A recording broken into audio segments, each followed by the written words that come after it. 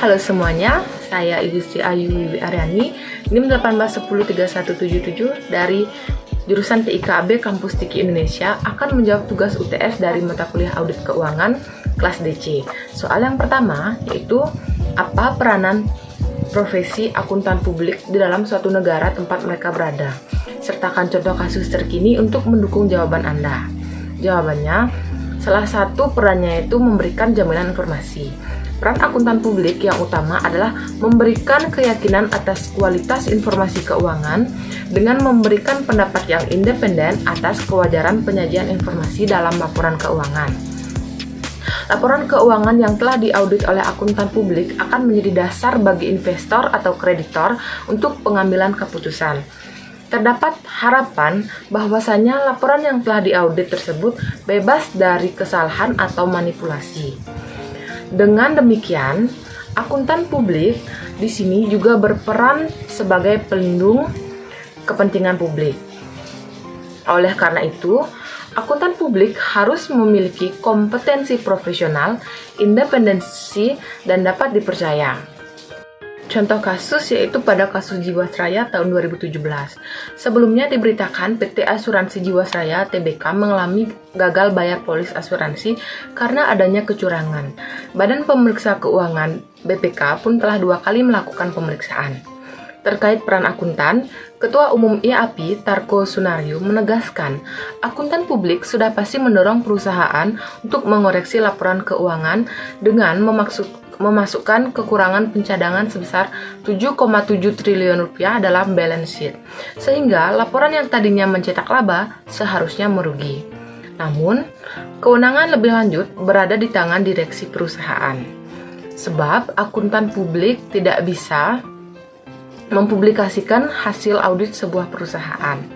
Untuk soal yang nomor 2, yaitu jelaskan mengapa The Sarbanes-Oxley Act atau SOX disahkan di tahun 2003. Apa yang mendasari hal tersebut dilakukan? Jawabannya, yang mendasari hal tersebut adalah sebagai tanggapan terhadap sejumlah skandal akuntansi perusahaan besar yang termasuk diantaranya melibatkan Enron, Seiko International, Adelphia, Peregrine System, dan WorldCom. Skandal-skandal yang menyebabkan kerugian biliunan dolar bagi investor karena runtuhnya harga saham perusahaan-perusahaan yang terpengaruh ini mengguncang kepercayaan masyarakat terhadap pasar saham nasional. Akte yang diberi nama berdasarkan 2 sponsornya yaitu Senator Paul Sarbanes, DMD, and Representative Michael J. Oxley, ROH, ini disetujui oleh Dewan dengan suara 423 berbanding 3. Dan oleh Senat dengan suara 99 berbanding 0, serta disahkan menjadi hukum oleh Presiden George W. Bush. Lalu, soal yang nomor 3, jelaskan hal yang Anda ketahui tentang kasus Enron dan WorldCom, yaitu perusahaan Enron dan WorldCom merupakan 2 skandal kasus manipulasi laporan keuangan yang sempat mengguncang Amerika Serikat pada akhir tahun 2001.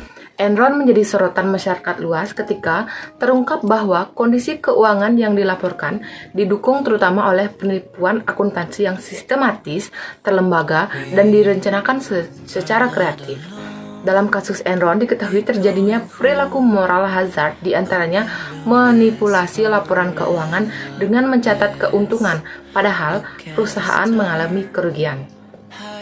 Manipulasi keuntungan disebabkan keinginan perusahaan agar saham tetap diminati investor.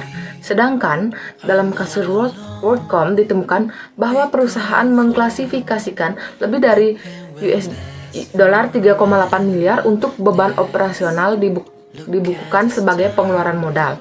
Dengan memindahkan akun beban kepada akun modal, WorldCom mampu menaikkan pendapatan atau laba. WorldCom juga menggunakan akun cadangan secara tidak benar. Perusahaan membuat akun ini untuk mengantisipasi kejadian-kejadian luar biasa yang tidak dapat diprediksi.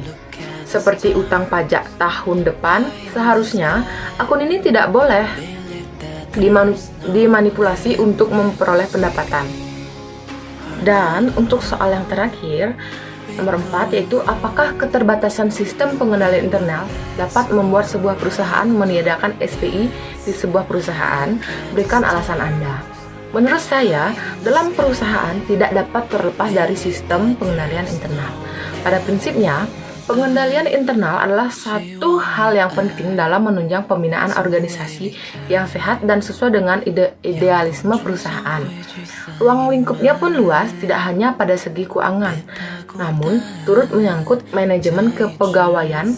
Dengan demikian, maka perusahaan harus merancang sistem pengendalian internal yang baik untuk kelangsungan proses bisnis.